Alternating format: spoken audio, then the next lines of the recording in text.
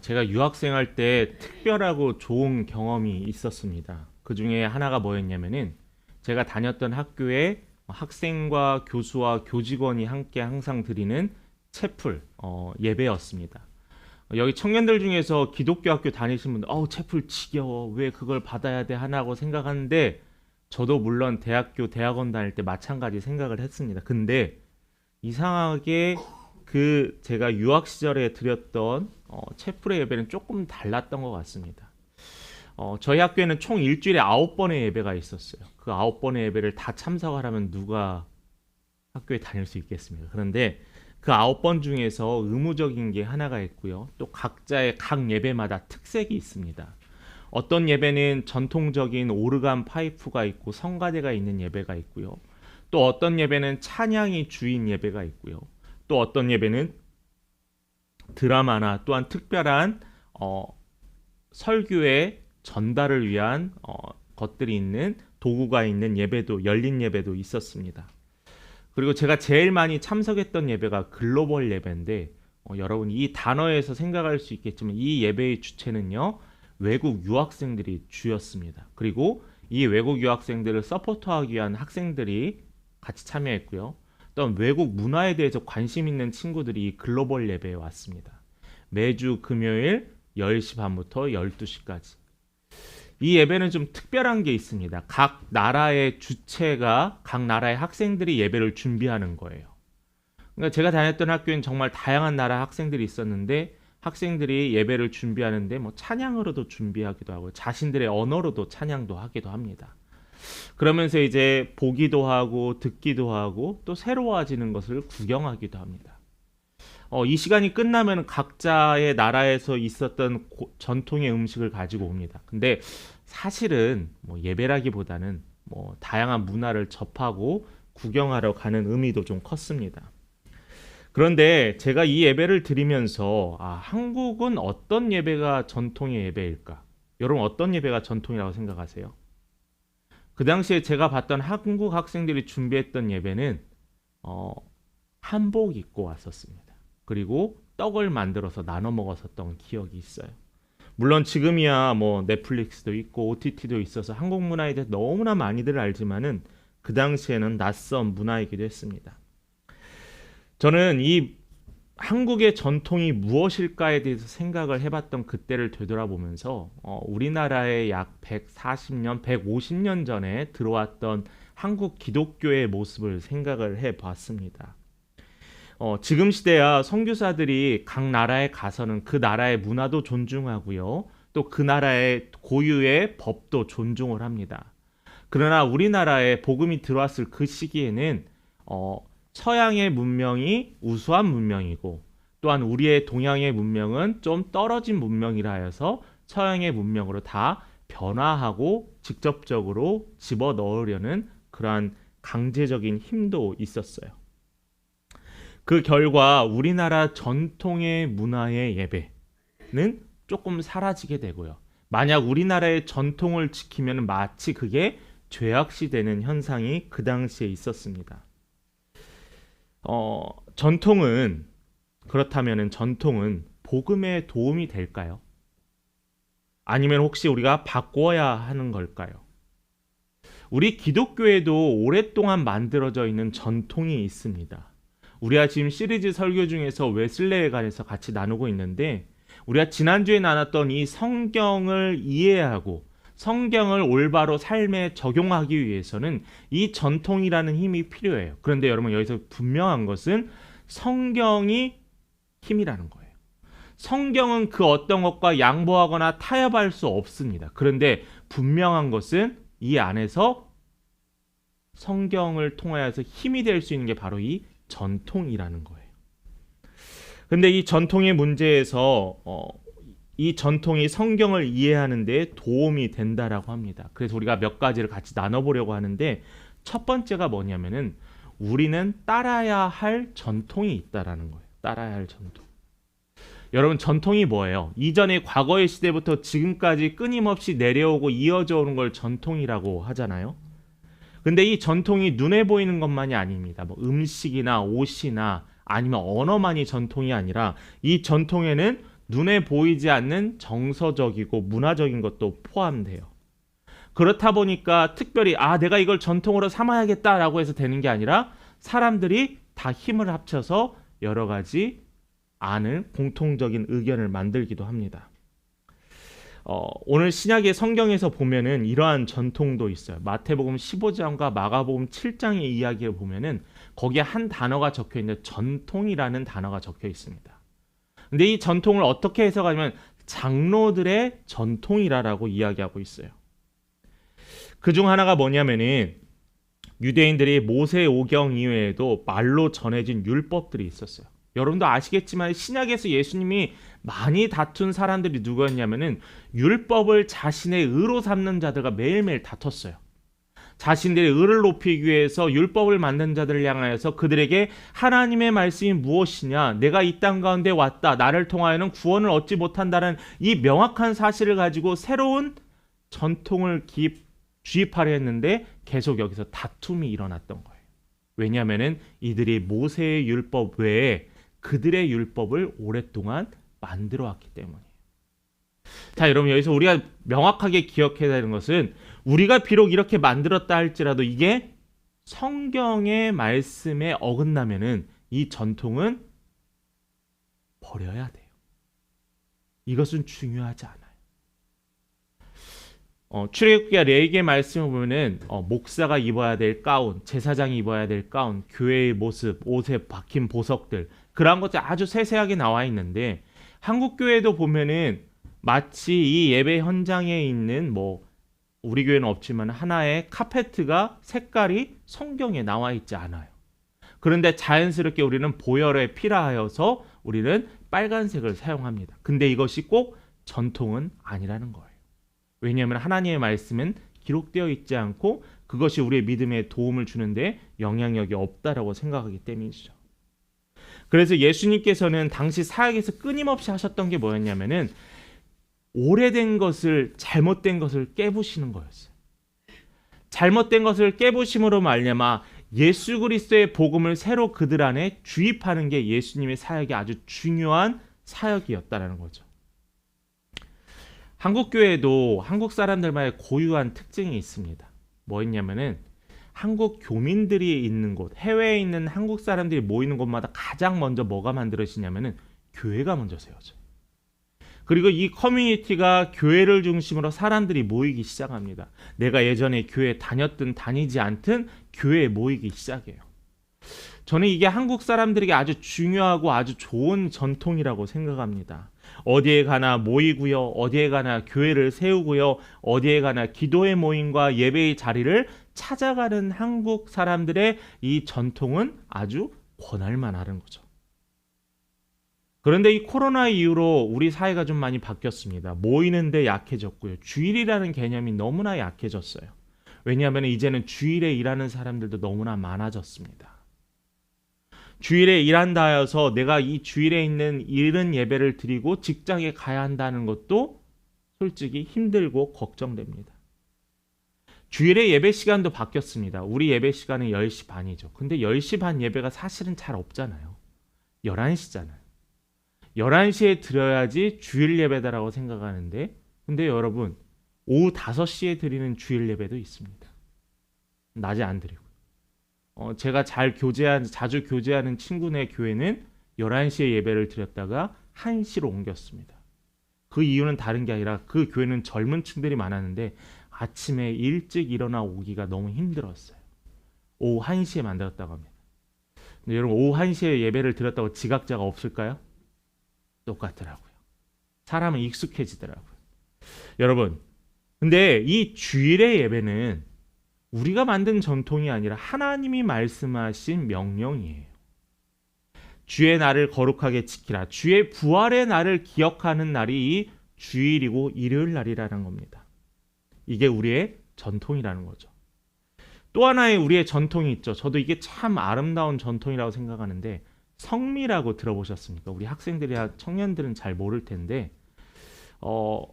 저도 성미 세대였습니다. 물론 저도 성미로 가끔 이렇게 쌀도 사역할 때 받았던 기억도 물론 지금도 하고 있는 곳도 있습니다. 성미가 뭐냐면은 집에 있는 쌀을 교회에 이렇게 가져다 놓고 드리는 거예요. 그래서 이 맨 처음에 시작의 목적은 목회자들이 먹고 살기 힘들고 급여가 없으니까 밥이라도 해 드시라고 해서 각자가 어렵지만 쌀을 한 푸대씩 한 그릇씩 퍼서 갖다 주는 게 이게 전통이 되어서 성미라고 했습니다.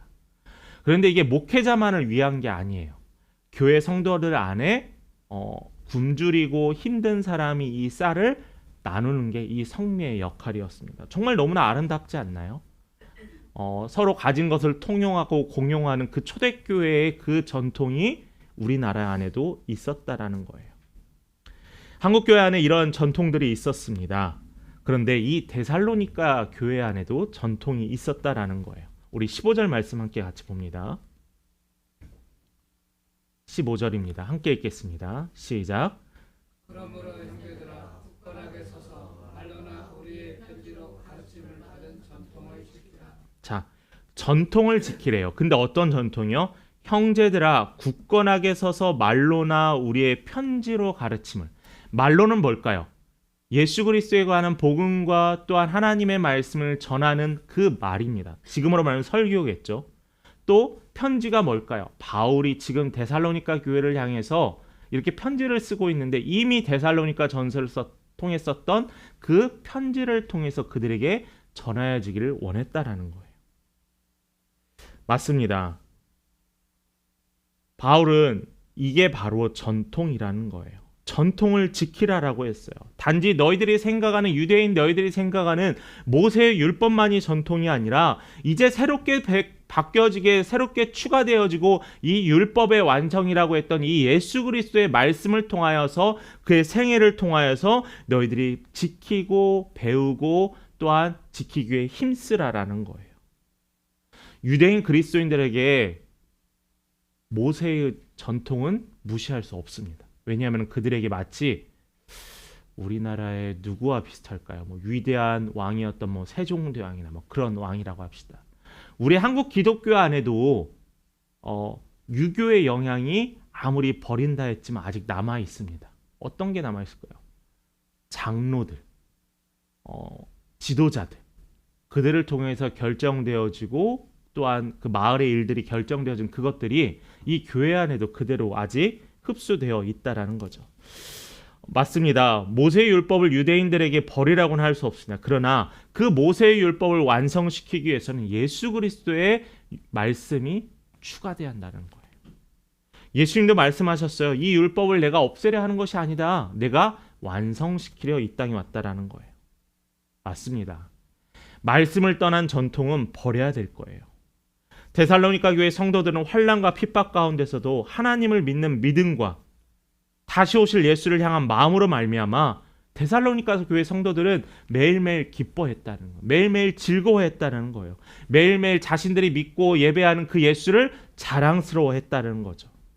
그러면서 이 바울이 썼던 게 바로 믿음 안에서 더욱더 단단해지십시오라고 말했던 겁니다. 말씀을 하나 더 찾아볼까요? 이 데살로니가 교회 성도들이 지켰던 전통이 하나 있어요. 고린도전서 11장 23절의 말씀입니다. 제가 읽겠습니다. 내가 너희에게 전한 것은 주께 받은 것이니 곧 주 예수께서 잡히시던 밤에 떡을 가지사. 예수께서 잡히시기 전날 그 밤에 뭐 했어요? 예수님께서 친히 그의 제자들에게 떡과 포도주로 성만찬의 예배를 드렸습니다. 이 전통이 어떻게 됐어요? 바로 초대교회 안에도 그대로 이어져 왔어요. 초대교회 안에도 그대로 전해져 왔다라는 거예요. 사도행전 2장에 보면 초기 그리스도인들이 함께 모여 떡을 뗐습니다. 성도 간의 교제가 이루어졌어요. 모일 때마다 함께 기도했어요. 가지고 있던 물건들을 서로 나누고 서로 통용했습니다. 또 어떻게 했어요? 그들은 모이기에 힘썼어요. 과거의 시대는 바쁘지 않고 지금의 시대는 바쁘냐? 그건 아니에요. 과거나 현재나 늘 바빴습니다. 우리나라의 새벽 예배가 왜 드려진지 아세요? 예수께서 새벽 미명에 일어나셔서 주께 예배드리네. 그 말씀을 통하여 새벽 예배의 근거가 됐지만 사실은 한국에 왔더니 선교사들 다들 예배드리려고 낮에 예배드리려고 다들 어디 가요? 농사 지러 가는 거. 물고기 잡으러 가는 거. 그러니까 도저히 선교사들이 예배를 드릴 수가 없는 거예요. 그래서 이 새벽에 예배를 드리기 시작했다는 거예요. 여러분 이게 뭐예요? 믿음과 전통을 통하여서 새롭게 세워진 예배였다는 겁니다. 여러분 우리가 지켜야 될 전통은요. 모이기에 힘쓰고요. 기도하는데 힘쓰고요. 가지고 있는 물건을 나누는데 힘써야 되는 이 전통을 우리는 잊지 말아야만 합니다. 그리고 여러분이 이것을 지키기 위해 매일매일 힘쓰시길 간절히 축복합니다. 자, 두 번째로 우리가 생각해 봐야 될 것은 뭐냐면 바꾸어야 될 전통도 있어요. 바꾸어야 될 전통. 구시대에 분명한 악습도 있습니다. 악습은 바꾸고 정리해야 돼요. 그런데 그래야만이 우리가 신앙적으로 성숙해질 수 있다는 겁니다. 우리나라에 이 기독교가 들어오면서 500년간 이어왔던 유교의 전통과 계속 부딪혔습니다. 여러분이 생각하시는 한국 사람의 특징이 뭐라고 생각하세요? 술을 엄청 좋아했습니다. 선교사들이 보기에. 근데 우리나라의 술 문화는 어때요? 술이 죽냐 내가 죽냐 싸우잖아요. 서양 사람들이 보기에는 즐기거든요. 그 사람들은. 도저히 이 사람들을 어떻게 할 수가 없는 거예요. 술을 좋아하는 민족이었고요. 그리고 매일매일 농산일을 하는데 이 사람들은 하얀색 옷을 입고 있는 겁니다. 이해가 안 갔죠. 옷이 더러워질 텐데. 또 한국 민족이 어떤 민족이에요? 흥도 많고 또 한편으로는 한도 많았던 민족이 우리의 선조들이었습니다. 또 특별히 여러분들도 충돌을 경험했겠지만은 제사의 문제가 정말 가장 큰 문제였어요. 그러니까 선교사들이 복음을 전하고 예수에 대해서 전하면서 이 땅에 평화와 기쁨이 있을 것이다 라고 이야기했는데 그들의 삶 속에서 뭐가 부딪히면 이 제사의 문제가 계속 부딪히는 거예요. 또한 양반들이 평등하다는 말에 그들이 섣불리 예수를 믿기에 어려웠습니다. 그렇다 보니까 이러한 것들로 인해서 천주교와 기독교는 수많은 순교자들의 피로 이 땅에 시작되었다는 거죠. 이렇게 어렵게 이 땅에 복음이 들어오고 교회가 세워졌는데 잘못 이해된 말씀들이 생겨갑니다. 대표적인 한 예를 들어볼까요? 기복신앙이라는 거예요. 기복신앙은 말 그대로 복을 비는 겁니다. 우리의 기도가 하나님께 구하는 기도는 당연한 거예요. 그것이 잘못됐다는 게 아닙니다. 여러분 하나님께 필요한 건 구해야 돼요. 왜냐하면 우리는 이루실 하나님을 믿기 때문이죠. 여러분들이 기도하시는데 하나님이 내 기도 들어주지 않으실 거야 라고 생각하면서 드리시는 분 계시나요? 그런 분 없습니다. 그런데 이 기복신앙의 문제가 뭐냐면은 이것이 이루어지면은 복이고 이것이 이루어지지 않으면 화라는 거예요. 벌이라는 거예요. 그런데 성경 말씀 그 어느 곳에도 하나님께서 우리의 기도를 들어주지 않는 게 무조건 벌이라라고 이야기하는 말씀은 없습니다. 때로는 우리의 잘못으로 인하여 우리가 화를 입기도 하지만은 그거나 우리의 기도를 하나님께서 버리신다는 의미는 아니거든요. 그런데 이 기복신앙이 어디서 또 출발했냐면 개인적인 개인주의에서 출발했습니다. 자신의 모든 현실적인 것, 하나님의 나라, 하나님 앞에서 받을 최후의 심판에 대해서는 생각하지 않고 오로지 이 땅에서의 영광과 이 땅에서의 풍요로움만 바라고 살아가는 기도하는 게 바로 기복신앙이에요. 여러분 이거 철저하게 구분해야 돼요. 우리는 하나님의 나라를 기대하고 소망하며 동시에 이 땅에서의 평화와 풍요로움을 기도하는 거거든요. 그런데 자꾸 우리의 기도가 하나님의 나라가 아니라 이 땅의 풍요로움과 안전만을 위해서 기도한다는 거예요. 그게 잘못된 기복신앙이라는 거예요. 또한 개인적으로 자신의 것만 바라다 보니까 무책임한 그리스도인들이 늘어납니다. 자신의 신앙적인 책무를 감당하지 않아요. 여러분 신약 성경에 있는 선한 사마리아인의 비유를 봅시다. 그들이 율법을 알았던 율법학자 또한 예배를 드리는 제사장이 그 다치고 힘들고 도움이 필요한 그 사람을 어떻게 해서 외면했잖아요. 그는 하나님의 말씀을 읽고 하나님의 말씀을 전하면서 하나님의 말씀을 지키지 않았다라는 거예요. 왜냐하면 내가 중요하기 때문에요. 이것은 당연히 기본입니다. 바울은 이렇게 이야기했어요. 로마서 5장 3절과 4절의 말씀입니다. 우리가 너무나 잘 아는 말씀인데 함께 봉독하겠습니다. 같이 읽겠습니다. 시작. 우리가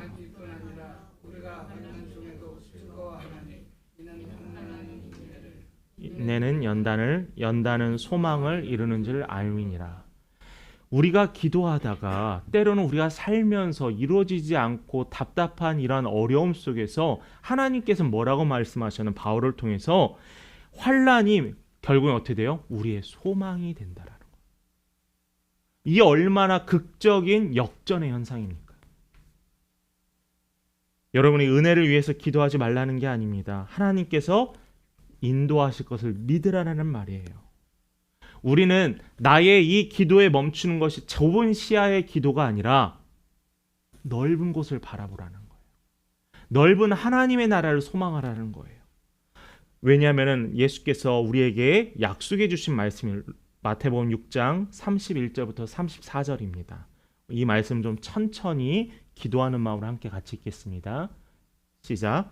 그러므로 염려하여 이르기를 무엇을 먹을까 무엇을 마실까 무엇을 입을까 하지 말라.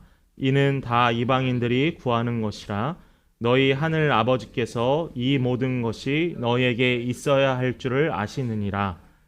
계속 읽습니다. 33절입니다. 시작. 너희는 먼저 그의 나와 그의 의를 구하라. 그리하면 이 모든 것을 너희에게 더하시리라. 아멘. 34절도 읽습니다. 그러므로 내일 일을 위하여 염려하지 말라. 내일 일은 내일이 염려할 것이요 한날의 괴로움은 그날로 족하니라. 아멘. 여러분 너무나 잘 아는 말씀이잖아요. 근데 이 말씀 여러분 믿으세요? 이 말씀을 위해서 여러분 환난을 감당하시겠습니까? 어렵잖아요. 어렵죠. 그러니까 도와달라고 하라는 거예요. 말씀이 길어지면 안 되는 저희 집에는 남자가 한 명밖에 없습니다. 저예요. 예, 여자가 3명이죠. 뚜껑을 따거나 무엇을 열 때 다 저를 이게 옵니다. 근데 아무리 그 아이들이 무엇을 뚜껑을 열려고 아무리 힘을 써도 안 열려요. 자기가 하려고 계속해요. 힘만 쓰고 포기하게 됩니다. 그때 누구에게 가야 되죠? 그래도 자기보다 힘센 아빠한테, 남편한테 가야 하잖아요. 맞아요. 우리도 힘들면은 아버지 하나님한테 가면 돼요. 하나님이 뭐라고 하셨어요? 우리에게 소망을 주신다고 했잖아요. 인내를 통해서 연단하시지만 하나님께서 우리에게 소망을 주신다고 하셨잖아요. 무엇을 먹을까 마실까 염려하지 말라고 하셨잖아요. 이것을 믿으면은요, 우리는 하나님의 나라의 의를 위해서 기도하는 거예요. 자, 내가 할 일을 하고 하나님이 주신 사명을 감당할 때 하나님께서는 나를 통해서 일하고 계신다라는 거예요. 우리가 조마조마하게 이 땅 가운데서 하나님이 안 하실지도 모르니까 하나님이 어떻게 하실지 모르니까 내가 이걸 해봐야겠다 발버둥치는 우리의 삶이 아니라 우리는 하나님의 의를 구하고 하나님 우리를 위해 채워주시는 이 역할의 분담이 잘 이루어져야 할 것 같습니다. 나만을 위한 믿음의 행위는 힘이 없습니다. 하나님의 나라를 위해 기도합시다. 나라와 민족을 위해서 기도하고요. 여러분 뉴스 보면서 답답하고 화나지만은 여러분 나라를 위해서 기도하세요. 하나님 이렇게 해주세요가 아니라 하나님이 원하시는 나라를 회복해 해주세요라고 기도하는 겁니다. 예수님은 그 당시에 어땠어요? 끊임없이 싸웠잖아요. 하나님 나라를 위해서요. 유대인들이 자신들의 권력과 명예를 위해 보이기 위한 신앙의 유대인들을 향해서 예수님은 그들을 통해서 직접적인 삶의 모습으로 말씀대로 살아가셨습니다. 이런 믿음이 가치 있고요. 이런 믿음이 좀 수준 있는 믿음이 아닐까라고 생각을 합니다. 여러분, 잘못된 믿음의 전통은 버려버리시고 새로운 하나님의 말씀에 기본된 전통만을 따라가시길 바랍니다.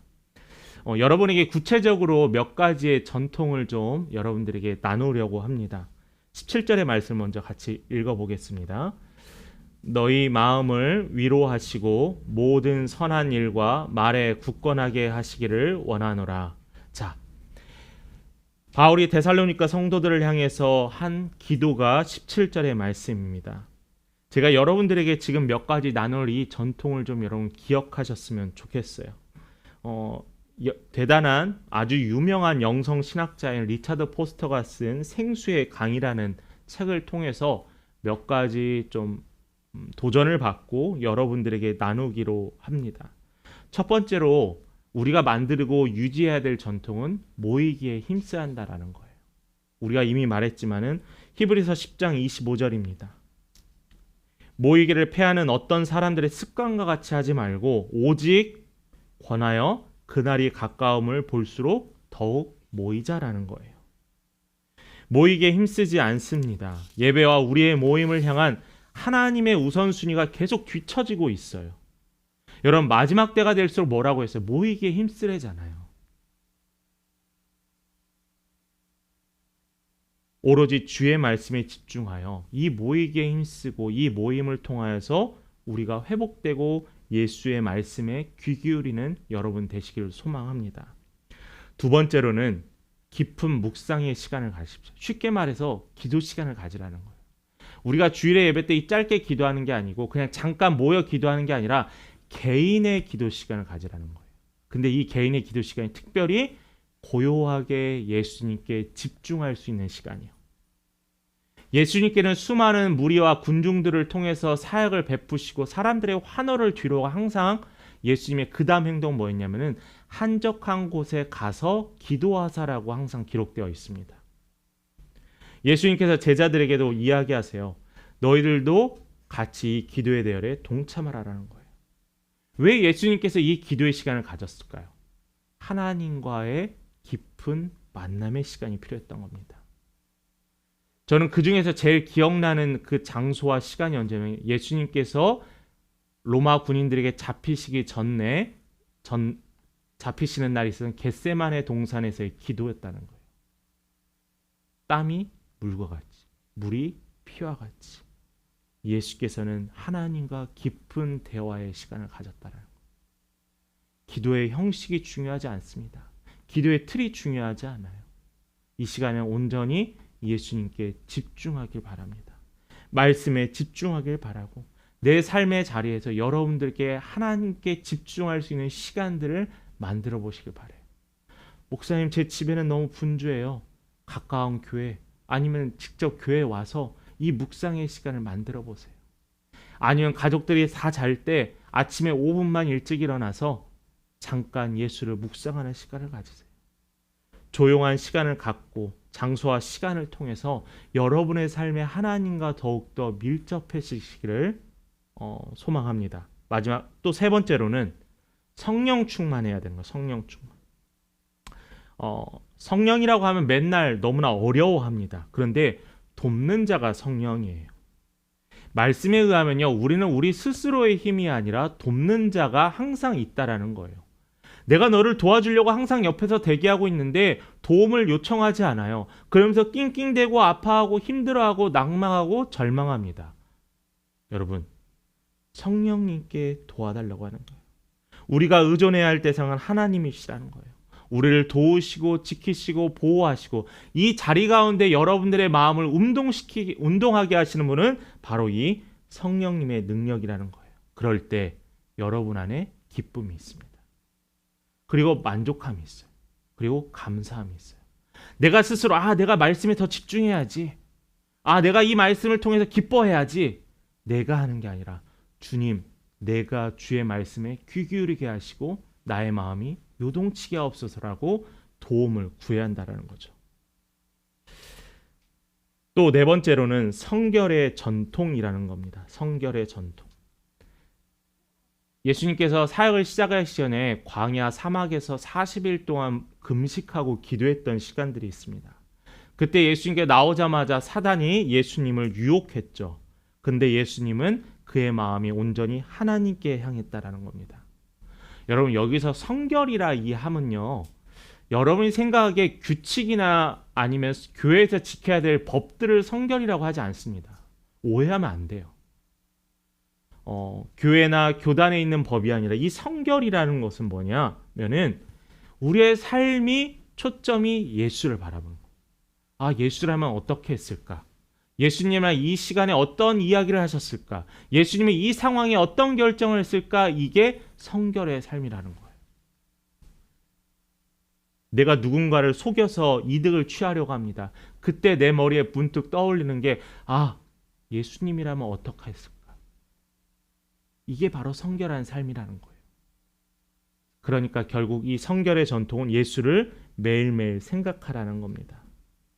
마지막으로는 정의로운 자의 삶이라는 거예요. 이것은 예수님이 시작하셨던 게 아닌데 구약에서 있었던 겁니다. 희년이라는 게 희년. 여러분 안식년은 잘 아시죠?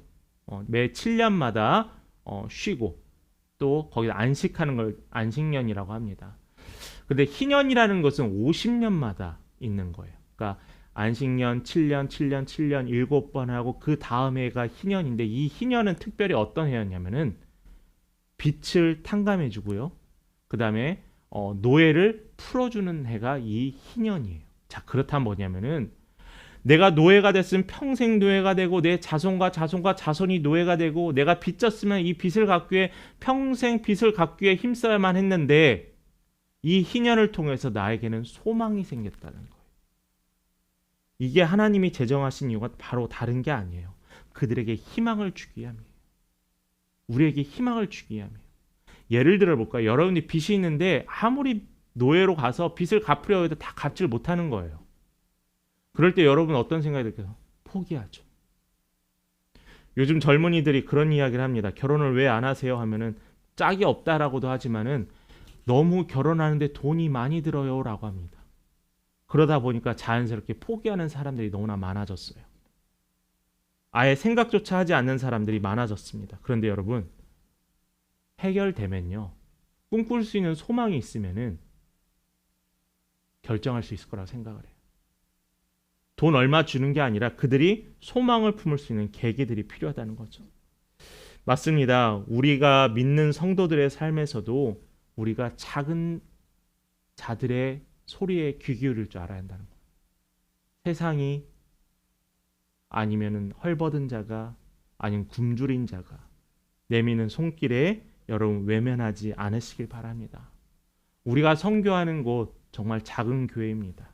우리가 선교하는 곳 정말 어려운 아이들이 모여 있는 곳입니다.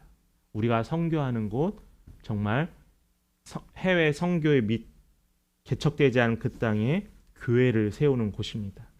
여러분 이 소리에 귀 기울이신 여러분 되시길 간절히 소망합니다. 말씀 마무리합니다. 전통은 쉽게 만들어지지 않습니다. 특별히 기독교의 전통은요. 어떤 것들은 계속 이어져 오기도 하고요. 어떤 것들은 시대에 맞춰서 변화되기도 합니다.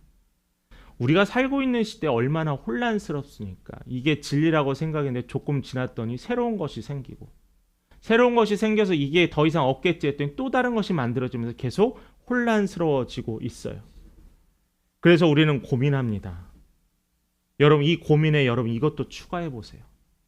믿음의 순수성을 지키기 위해 어떻게 해야 될까라는 거죠. 예수님 오로지 하나님만을 바라보고요. 하나님의 말씀에 기초해서 모든 것을 해석하고 적용하고 살았습니다. 그리고 하나님의 말씀에 기초하여서 새로운 길을 개척하셨어요. 여러분 바빠도 주의 말씀을 찾아오세요. 말씀도 읽고 깊이 말씀을 붙잡고 기도하십시오. 일주일에 한 번 예배 드린다고 나의 의무가 다 된다고 거기에 안주하지 마십시오. 성경 공부도 적극적으로 참여하시고 때로는 목사님 같이 말씀도 공부합시다 라고 요청도 하시길 바랍니다.